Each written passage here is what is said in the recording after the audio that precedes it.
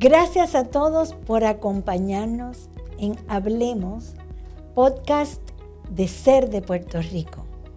Hoy nos acompaña la doctora Francesca Sánchez, psicóloga clínica, con la que vamos a compartir sobre la conducta humana.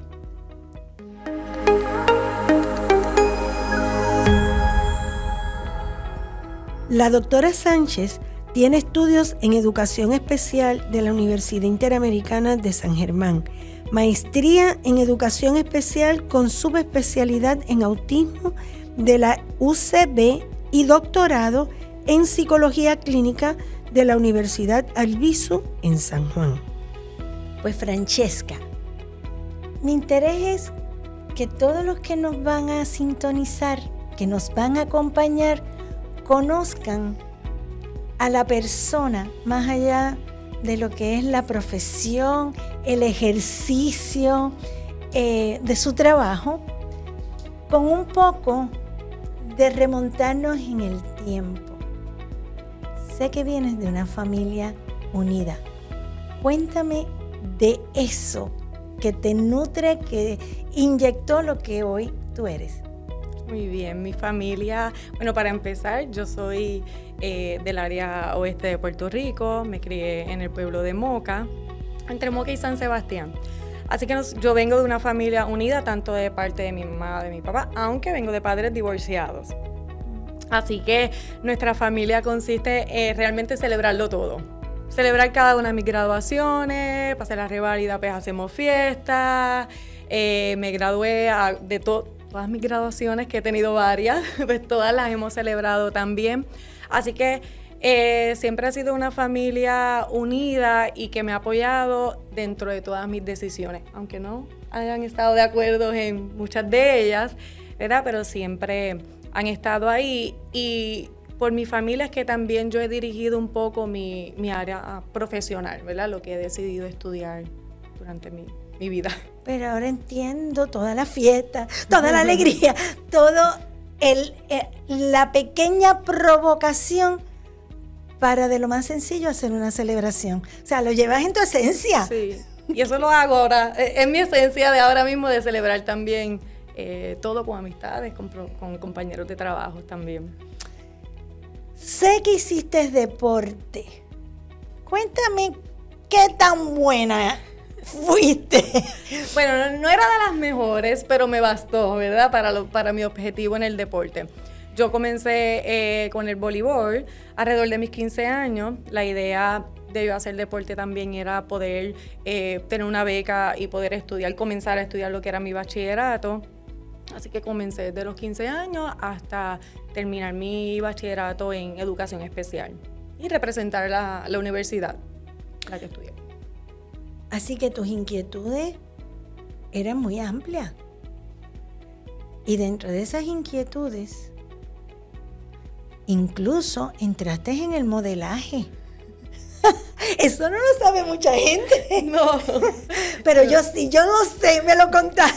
Pues mira, el modelaje fue una herramienta, una estrategia para que también me ayudara a lo que era sobrellevar el diagnóstico de alopecia areata, que es la condición que tengo, con la que vivo.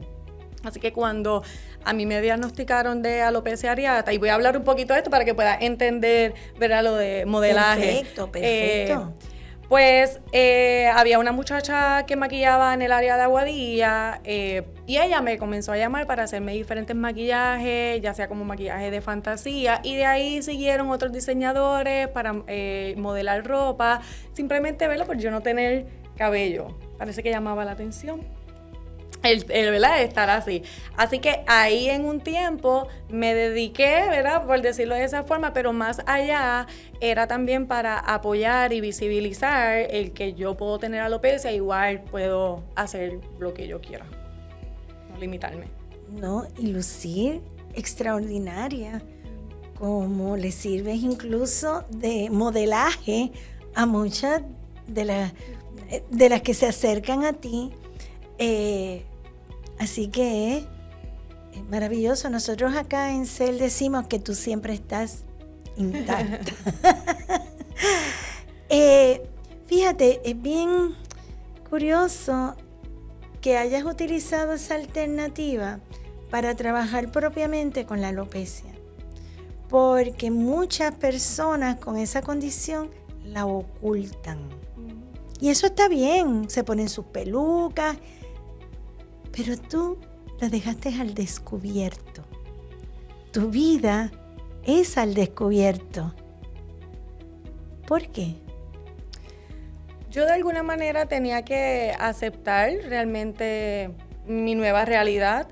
Yo comencé con la condición a mis 18 años, así que yo desde nacimiento hasta los 18 años pues tuve cabello, así que fue una adaptación y un proceso diferente, con altas y bajas, así que parte de mi objetivo era no ocultar o no tapar lo que realmente estaba pasando en mi vida, así que estaba el deporte más la parte del modelaje que me ayudaba a, de cierta forma, queriendo o no, esta soy yo. Yo no puedo hacer deporte con peluca, el clima de Puerto Rico tampoco ayuda a que yo esté todo el tiempo, ¿verdad?, con una peluca, así que habían muchos factores que estaban sucediendo que yo los cogí a mi favor para decidir el que yo no iba a utilizar peluca.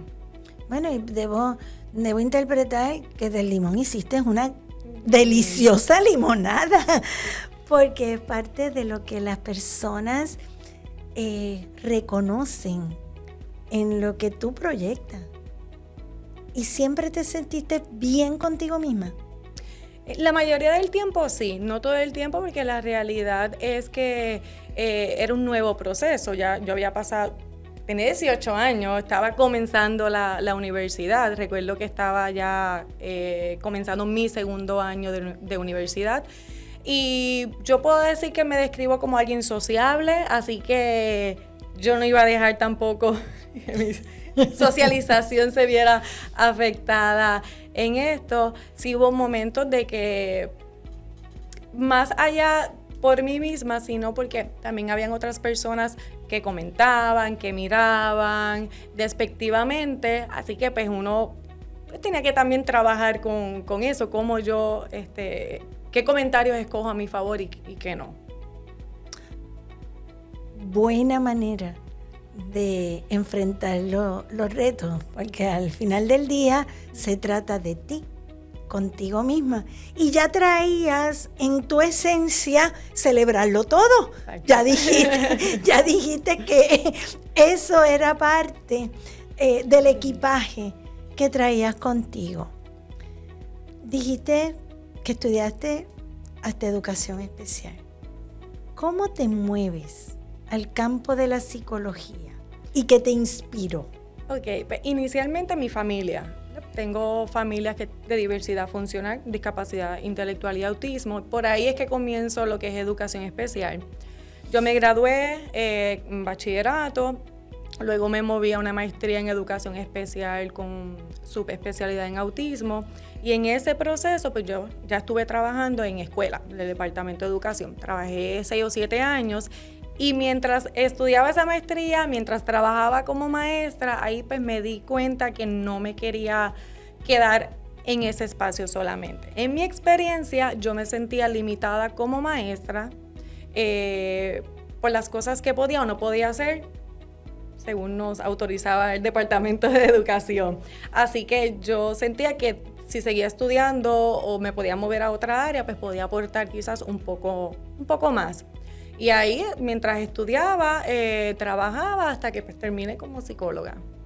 Y qué curioso, que como luces, todavía hay personas que dicen, y ella es la doctora, es que ella es muy jovencita, ella parece estudiante. Así sí. Que... No soy tan joven, pero sí. Bueno, pero luces pues a tu favor, porque luces, ya te digo, hay personas todavía que es la doctora. ¿Y cómo llegas a ser? Ok, a ser yo llego como estudiante en práctica, donde, ¿verdad?, mientras realizaba el doctorado, pues teníamos que hacer varios módulos de práctica, y ahí entonces es que se me presenta la oportunidad de realizar práctica aquí en SER. Estuve 2 años, terminé cuando comenzó la pandemia, y de ahí me fui a mi internado. O sea que también llevas un tiempito laborando en este escenario tan diverso, tan retante como es el de Puerto Rico. ¿Cómo te ves ahí? Porque ya eres parte del equipo y casi hasta el tope. ¿Cómo te ves ahí? Pues me veo ahí que no me quiero mover, ¿verdad? Para empezar, hay muchas cosas que hago que me gustan mucho. O sea, todas las cosas me gustan, todo mi práctica aquí me gusta. Hay unas en especial que quizás me dan un poquito más de felicidad, quizás. Pero me veo continuando aportando en todo lo que yo pueda desde el área profesional y mi personalidad, porque yo sé que mi personalidad, ¿verdad?, también ayuda en cómo yo intervengo en las diferentes tareas que hago aquí en SER. ¿Cómo defines esa intervención? Porque cuando comencé, dije que íbamos a conversar de ese comportamiento, de la conducta humana. Porque hay personas que piensan que la psicología está unida a conflictos y no necesariamente. Pero desde mi perspectiva, sí está muy enlazada en cómo me veo, cómo me proyecto y cuánta satisfacción derivo de esa experiencia que al fin y al cabo se llama vida.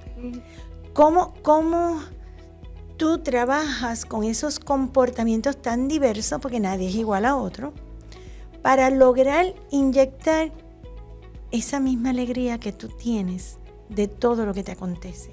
Sí, pues más allá de la teoría, aquí todo lo que utilizamos es basado en evidencia y no estamos aquí inventándonos nada.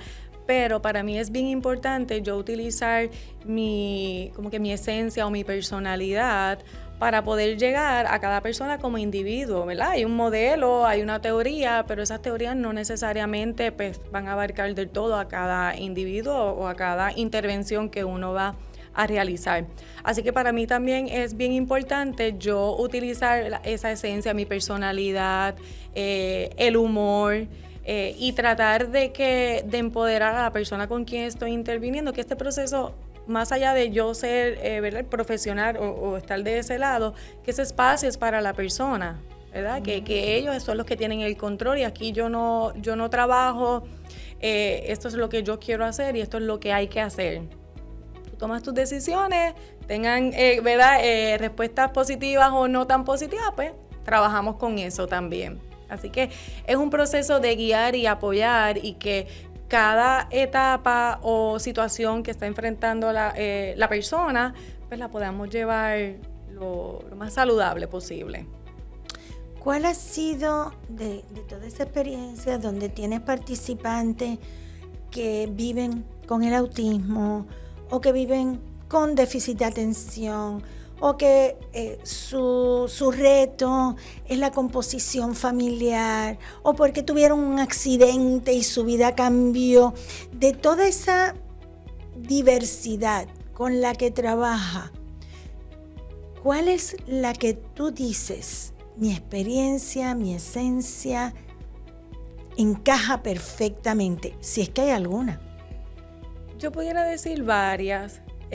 Hay momentos que yo me disfruto mucho las terapias con los niños porque me las disfruto. Ellos son curiosos y ellos son graciosos también y puede ser un proceso más relajado, ¿verdad? Y me lo disfruto mucho. Por otro lado, cuando trabajo también con adultos que son bien comprometidos y se esmeran en tratar de aplicar todo lo recomendado o van más allá y vamos viendo ese progreso, pues también es la gratificación al final del día. Sin atentar con la confidencialidad de con los que trabaja, ¿cuál tú pensarías que es una de tus grandes gratificaciones? Que excedió incluso las expectativas que la persona tenía o que tú como profesional tenías y que tú dices, wow. Yo creo que, voy a hablar como en general sin identificar si es niño o adulto. Es más bien cuando nos trazamos, esta persona que nos trazamos una meta, ¿verdad? Una meta general, ¿verdad? Una meta bien amplia y logramos de pequeños pasitos ir trabajando, por ejemplo, esa exposición, si yo tengo, ¿verdad? En este caso en particular, quizás características o comportamientos de ansiedad social, que evito salir, evito hacer actividades nuevas, ese logro de que sí, esta semana pude ir a este lugar, esta otra semana sí pude llamar a tal persona. Yo creo que ese paciente que logramos hacer eso ha sido bien gratificante. ¿Y cómo lo enlaza con el entorno que tiene tanto peso, tanta influencia en ese ser humano que llamamos familia? Puede ser un reto, ¿verdad? Puedo decir que a veces puede ser un reto, tanto para mí como para el participante. Porque si es un participante que requiere apoyo familiar porque en ese momento no tenga los recursos, ¿verdad? O económicos, o no tenga otras alternativas para facilitar el proceso de terapia o de sus objetivos y metas, pues a veces puede ser frustrante porque uno quiere hacer más y el mismo participante quiere hacer más, pero no podemos controlar lo que quizás otras personas puedan aportar en ese proceso. Siempre damos la milla extra, tratamos de buscar otras opciones, tratamos de intervenir con los padres o esos recursos de apoyo inmediato. Pero debe ser un equipo. Usualmente la terapia, más allá de ser individual, como mencionas, ese contexto en el que vive el paciente es bien importante. O los recursos recursos de otras terapias que quizás necesite también es importante en ese proceso.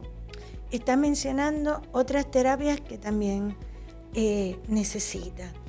¿Cómo este escenario multidisciplinario que tienes de apoyo, de acompañante o de complemento a lo que tú haces, ayuda a que tus objetivos, a los del Departamento de las Ciencias de la Conducta, se puedan lograr porque tienes todo al alcance del próximo pasillo? Sí.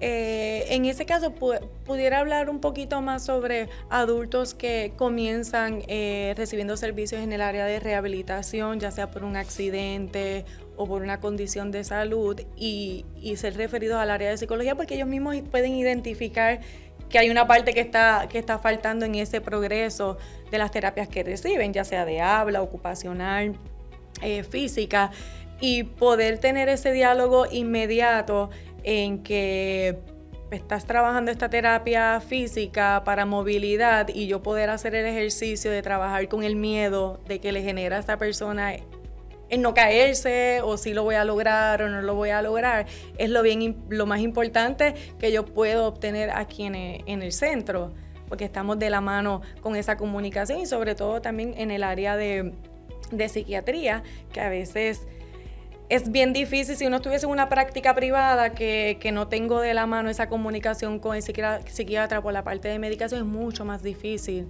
poder hacer esas discusiones. Claro, no estás sola. Así que la responsabilidad también está compartida. Y esa discusión que incluye a ese participante que estás atendiendo, porque al final del día se trata de su vida. Nosotros nada más somos acompañantes en parte de un trayecto. ¿Qué es lo más que te frustra de lo que tú haces? Yo creo que depende del caso, ¿verdad? Si pienso en un caso en particular, el yo querer hacer más y el paciente querer hacer más y no poder, no porque nosotros no queramos, ¿verdad? Quizás este paciente ya está listo para integrarse a la vida independiente o el área laboral, y a veces puede ser muy complicado el que eso se pueda dar. Transportación, pues no hay oportunidades quizás de empleo o que se le puedan ofrecer los acomodos. No estoy diciendo que no los hay, se nos dificulta a veces ese proceso, nos vemos un poco quizás estancados, por decirlo así, porque ya cumplimos una meta. La próxima meta es cómo generalizamos estas destrezas a la vida independiente, ¿verdad?, fuera de terapia, y nos vemos ahí a veces un poco limitados porque no tenemos ese contexto en donde se pueda integrar. Y fíjate, Francesca, hablamos mucho de todos estos conceptos de aceptación, de inclusión, de una participación colectiva. ¿Cuán preparado está ese mundo afuera, neurotípico, porque típico, todo el mundo tiene algo, para dar oportunidad a la habilidad de estas personas con las que trabajamos, que ya están listas para esa independencia, productividad y autosuficiencia? ¿Qué me puedes contar de eso para aprovechar este espacio y un poco jamaquear percepción y acción? Por ahí va, ¿verdad? Es bien diferente yo decir, ¿verdad?, que soy inclusiva o que yo puedo aceptar o estoy abierta a proveer oportunidades a la diversidad. No tiene que ver necesariamente con los cambios físicos que se hagan en el trabajo, en la planta física y demás, sino el simplemente yo dar la oportunidad a cualquier persona, ¿verdad? Que yo dar la oportunidad, si no estoy preparada, pues trabajar para eso, ¿verdad? Trabajar para prepararme a ver qué modificaciones yo puedo hacer, ¿verdad? No limitar, no es lo mismo decir, como menciona, y tener la acción, ¿verdad? Yo no necesariamente yo tengo que decir que voy a abrir una convocatoria a personas que tienen autismo o a personas que tienen discapacidad intelectual. Simplemente necesito este personal, pues cómo podemos incluirlo dentro de eso y cuántas tareas o qué no puede hacer esta persona. Claro, yo con los que comparto en el tiempo que he laborado en SER, yo le digo a los participantes con los que he compartido y a su familia, lo único que podemos asegurar es la oportunidad.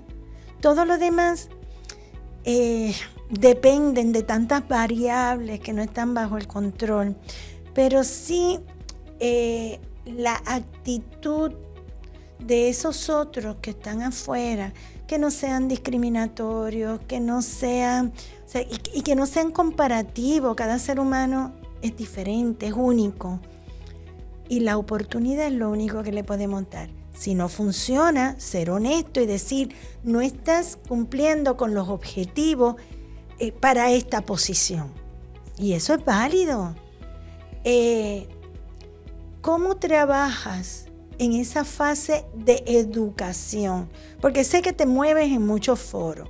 ¿Cómo adiestras, cómo entrenas, cómo educas a esa población externa en y fuera de Puerto Rico? Porque tenemos enlaces con otros, con otras entidades, para disminuir esa laguna, esa barrera y convertirla en un puente. Sí, yo creo que hablando de la aportación o de cómo lo podemos trabajar o lo hemos trabajado aquí en SER, dentro de los enlaces o las comunicaciones que hay con diferentes agencias, ¿verdad? Estamos abiertos a ir a orientar, a ofrecer talleres sobre las diferentes o acomodos o hablar sobre los diagnósticos. Nosotros hemos podido aquí ofrecerle a algunos participantes que puedan trabajar, ¿verdad? Con algunas corporaciones o algunas agencias, sin decir nombres, no sé si puedo decir, ¿verdad? decir nombres, pero sé que hemos hecho eso. Pero estamos compartiendo, si tienes una en específico que tú dices, no tengo problema con eso. Ok, pues dentro de lo que hemos podido trabajar ha sido, ¿verdad?, Pan Pepín, donde ellos han venido a darle oportunidad a realizar entrevistas a quienes han querido y ellos le han ofrecido empleo a diferentes participantes, diferentes diagnósticos, y ellos han tenido, ¿verdad?, la apertura a recibirnos a nosotros, poder orientar sobre acomodos, sobre condiciones, para que estos participantes, ya que son empleados de ellos, pues puedan dar su máximo potencial y cumplir con los objetivos que tiene también el empleo. Que pienso que como parte del proceso también se beneficia su plantilla laboral, porque se sensibiliza Y quizás ellos tienen familiares que están en ese mismo predicamento. Sí. Y rompe la percepción de que pues, una persona con algún diagnóstico no puede ser igual de funcional que otra persona, ¿verdad? Neurotípica, como mencionas. Así que da la oportunidad para visibilizar que en efecto todos tenemos el derecho de trabajar. ¿Cuán diferente o difícil es el contraste de alguien que se conoce desde su infancia con un diagnóstico y el que adquiere un diagnóstico que va a cambiar su ruta de vida? ¿Cómo contrasta? ¿Cómo? Es bien difícil, ¿verdad? Parte de que es difícil es aprender a vivir de otra forma, ¿verdad? No es que no se pueda, pero son diferentes áreas que hay que trabajar, ¿verdad? Si es una persona que perdió movilidad para poder caminar, esta persona vivió toda la vida caminando y siendo independiente de una forma, entonces ahora tiene que volver a aprender cómo trabajar estas destrezas de vida independiente, porque queremos que sean igual de independientes como eran previo quizás a este accidente. Así que es un proceso de rehabilitación física más un proceso de rehabilitación en la parte emocional por adaptación. Pasamos por fases o etapas de adaptación, aceptando el diagnóstico y aceptando, como yo digo, la nueva realidad. Así que es proceso de terapia psicológica, ¿verdad? La parte emocional, y tanto también para la familia, ya sea un adulto o ya sea un niño, la familia también está pasando por un proceso de aceptación y adaptación a la nueva realidad de este participante o de esta persona. Qué bueno que lo enfatiza, porque muchas veces he percibido que entonces la familia gira alrededor del que tiene diagnóstico y quizás dejamos a un lado esos otros componentes, al hermano, si es un matrimonio, el esposo o la esposa, para concentrarme en lo que siento que es la urgencia, pero los demás tienen necesidad. ¿Cómo trabajan eso? Porque es comportamiento igual, es conducta. Claro. Y ahí quiero enfatizar que a veces, ¿verdad?, uno como padre puede inconscientemente quizás limitar también a su hijo, porque tengo miedo de que no le vaya a salir lo nuevo, tengo miedo de que no se pueda adaptar, entonces podemos quizás aguantarlo un poco en vez de vamos a exponernos y practicar realmente esto nuevo que estamos aprendiendo. Así que quizás para que las cositas sean un poco más fáciles, pues yo intervengo mucho más quizás de lo que debería, para que se pueda aprender y generalizar esa destreza. O sea, que acaba siendo parte de la familia. Exactamente. Si tú puedas identificar qué nos falta, qué debemos cambiar, y aquí te estoy trayendo a este escenario, porque nuestro compromiso siempre debe ser vanguardista, debe ser con lo próximo, desde tu perspectiva, que estás al lado del que le damos el servicio. ¿Qué nos falta, Francesca?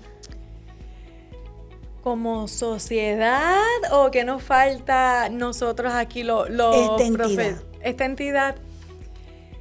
Dentro de, ¿verdad?, lo que yo puedo observar, las necesidades de mis participantes, que quizás no las podemos cubrir todas o quizás no está del todo en nuestras manos, es esta oportunidad de quizás ofrecerle a los que no tienen los recursos necesarios, ¿verdad?, esa guía de cómo pueden generalizar todas estas destrezas aprendidas, ¿verdad? Nos enfocamos mucho en los niños y también, ¿verdad?, en adolescentes, pero ¿qué pasa con estos adolescentes que tienen, por ejemplo, autismo o que tienen discapacidad intelectual cuando cumplen 18 años? ¿Dónde ese gap de los 18 en adelante?